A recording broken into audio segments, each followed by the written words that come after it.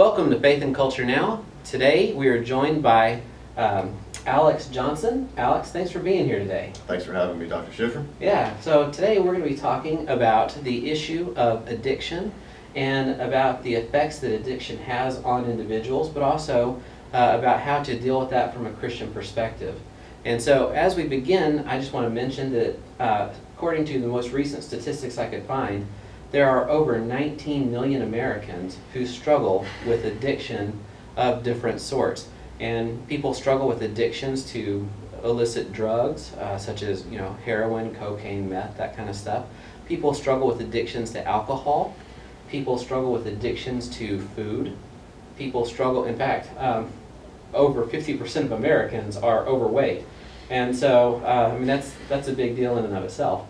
But people struggle with pornography, and you find people that are addicted to pornography, people are addicted to sex, and you find really in life, anything can become an addiction if you have an unhealthy relationship with that substance, no matter what kind of substance, even if it's a good substance, no matter what it is. And so, as we think about addiction, it's very clear that it's a big issue in our country. And oftentimes when we start thinking about addiction from a Christian perspective, you'll hear people say that there are a lot of Bible verses you can quote that help you with addiction, but most of the time these verses are taken out of context. So you'll hear people say things like, resist the devil and he'll flee from you, and that's how you overcome your addiction. That's just not really a very helpful way to have someone who is out of control overcome something. And so typically when people are addicted, it's beyond the issue where you go, okay, I'm in control of this. Instead, you are to the point where you can't help but do that thing. It's outside of your control. And so as a result, just telling someone to resist the devil, or just cling to the promises of the Lord, or just ask God to help you and He will. God does help you, but we live in a fallen world, and addiction is part of our sin problem. And when people become addicted, just praying typically isn't all they need. You have to have, typically people go to rehabs, they go to other things, they have to go through programs, and most of those programs are not come in for a day and you're fixed.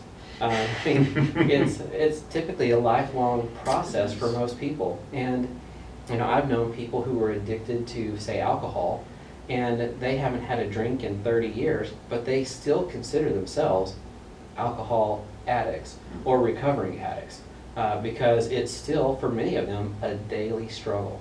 And so what we're going to be talking about today is just, again, the issue of addiction, and we're going to be talking about how we can sort of approach that from a Christian perspective. So the first thing that I want to say before we get started with your story is that if you know someone who is an addict, or if you happen to be an addict, don't feel like it's something you need to overcome by yourself in your own power.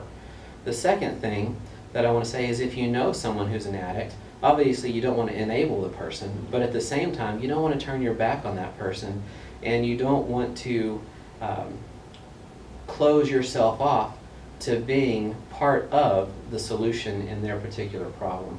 And so, of course, each individual situation has to be dealt with on that individual type level. But with that in mind, I'll go ahead and turn it over to you. And so, again, thank you for being here, Alex. And one of the reasons I have you here today is because you have dealt with addiction. And so I want to just turn it over to you to let you begin sharing your story a little bit. Well, thank you. My name's Alex Johnson. I'm a gratefully recovered alcoholic, heroin addict,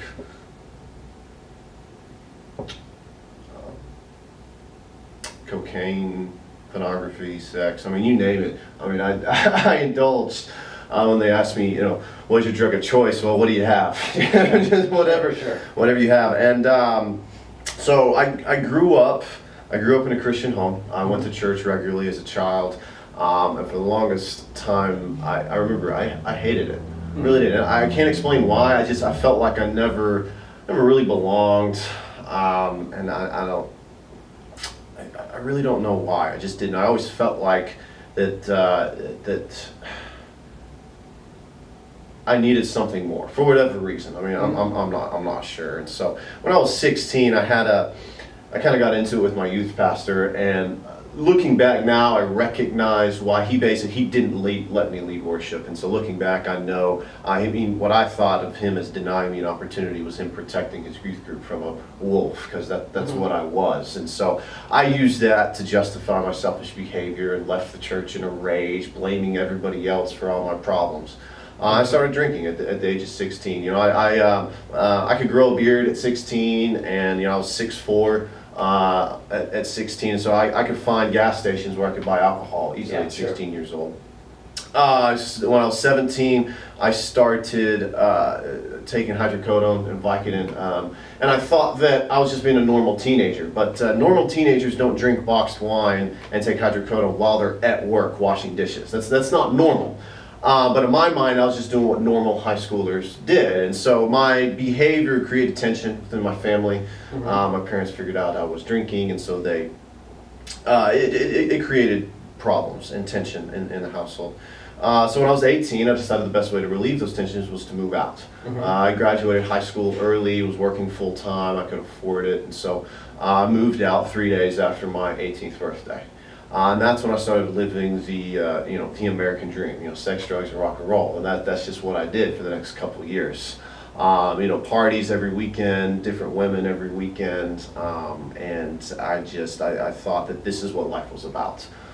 Then I thought, okay, I need to get my life back under control, or, I was like, I don't want to be doing this for the rest of my life, so I'll get back to school. I had some fun, right, for about a year and a half, 2 years living on my own, but now the real world, let's go, because I need a career and all that stuff. So I went back to school, went to culinary school for a semester, and then went back to Texas Tech. And my parents paid for me to go to Texas Tech because they saw me put forth a genuine effort to, I guess, better my life, for lack of a better term. They thought, okay, right. So they wanted to help. So they're like, hey, we know that you've shown an interest in getting back into school, and so that's good. So we'll pay for your first semester, and that'll kind of get the ball rolling. And then as for the subsequent semesters, you need to pay for it. So okay, that seems fair.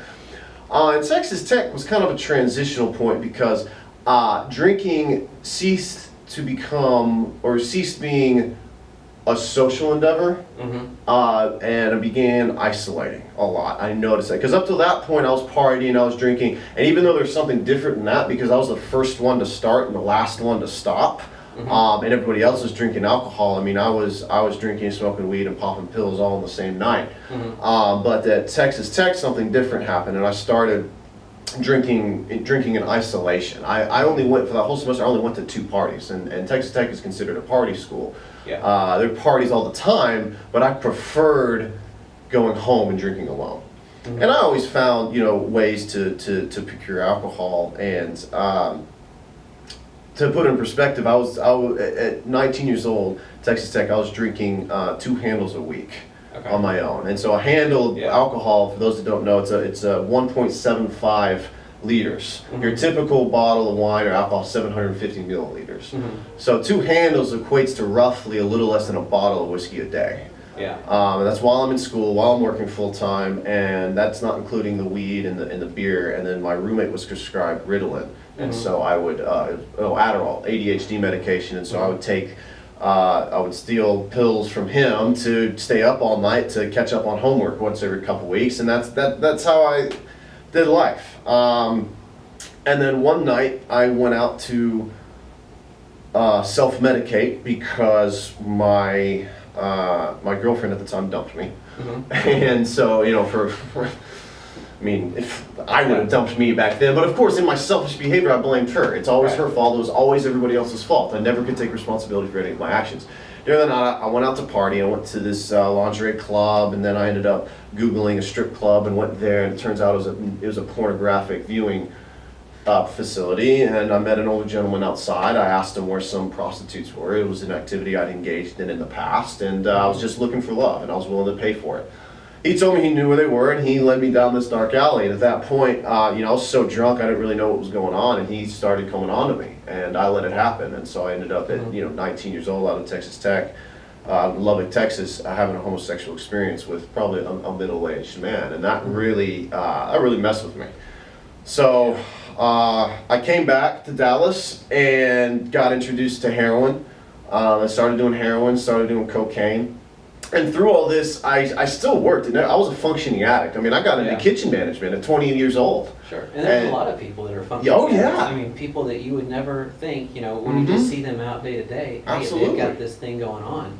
And then when you sort of back up and look at their life on the whole, you're like, how are they even doing this? I mean, absolutely. I was, when I got back, I got a job. I was very successful in the restaurant industry. I mean, I got a job as a kitchen manager at a restaurant. I mean, was number 2 in the restaurant. Was managing, upwards of 50 employees on a Friday night, and it was successful. I was good at it too. Yeah. And being single and not having any kids or anything, I was making good money, and I was spending almost $2,000 a month just on alcohol and drugs. And I was starting to really spiral out of control.